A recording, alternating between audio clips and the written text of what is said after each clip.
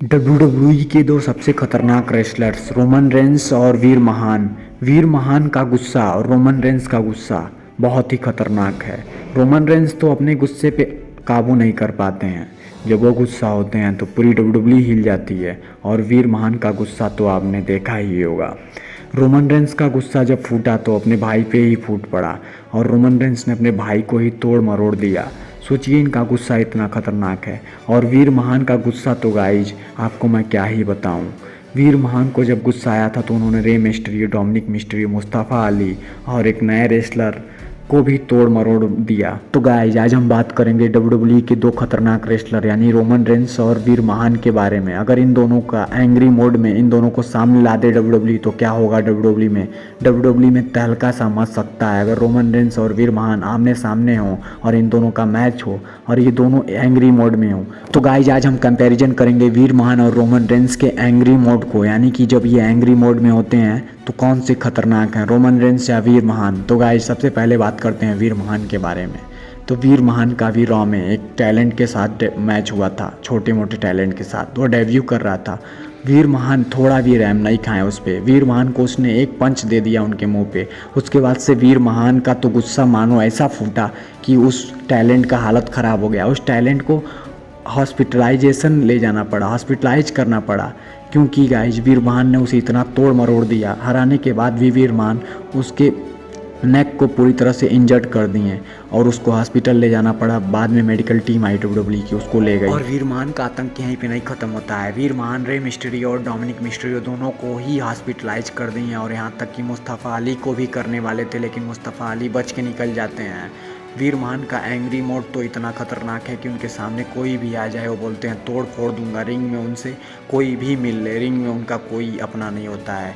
और same condition Roman Reigns भी लागू करते हैं। गाइस दरअसल ये बात हेल इन ए सेल 2020 की है। रोमन रेंस वर्सेस जे उसो का मैच फिक्स होता है। जे उसो रोमन रेंस के लिए नंबर 1 कंटेंडर होते हैं एट हेल इन ए सेल में। वो स्मैकडाउन में 5 सुपरस्टार को हरा के हेल इन ए सेल में रोमन रेंस से लड़ने के लिए एग्री हो जाते हैं। रोमन रेंस उन्हें समझाते हैं कि भाई देखो तुम मेरे भाई हो, मुझसे मत लड़ो। लेकिन जे उसो को तो भूत सवार था चैंपियनशिप का, यूनिवर्सल टाइटल का। रोमन रेंस से भी बोले थे कि तुम जीत नहीं पाओगे, इस कंटेंडरशिप को यहीं पे ड्रा कर दो। लेकिन जे उसो को तो भूत चढ़ा था रोमन रेंस के हाथों से पिटाने का।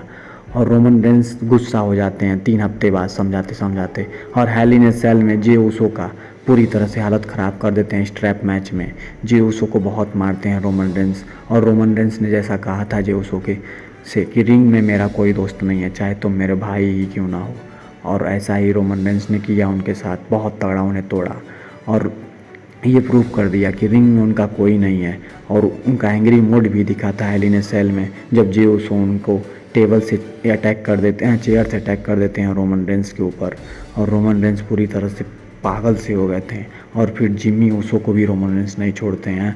और वहाँ से जीतने के बाद रोमन रेंस जाते हैं अपने चाचा एंड पिताजी के पास और वो मारा लेते हैं ट्राइबल चीफ वाला। तब से उनका एक गिमिक आ गया, the tribal chief.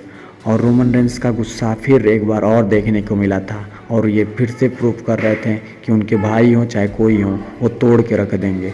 Roman Reigns ने जे उसो वर्सेस केविन ओवेंस के मैच में जे उसो केविन ओवेंस से हार जाते हैं। उसके बाद से रोमन रेंस पगला से जाते हैं और रोमन रेंस ने पहले तो जे उसो से अटैक करवाया केविन ओवेंस के ऊपर चेयर से, और उसके बाद से रोमन रेंस ने जे उसो को भी नहीं छोड़ा। वहाँ तक रोमन रेंस ने जे उसो को भी तोड़ दिया। तो गाइज क्या लगता है आपको, वीर महान और रोमन रेंस में कौन सबसे ज़्यादा गुस्सैल है, यानी कि कौन सबसे ज़्यादा एंग्री मोड में आता है और किसका एंग्री मोड सबसे खतरनाक है। वैसे रोमन रेंस और वीर महान का मैच हो, इन दोनों का एंग्री मोड हो, तो क्या लगता है आपको क्या हो सकता है WWE में, कमेंट में ज़रूर बताइएगा। वीडियो अच्छा प्लीज़ लाइक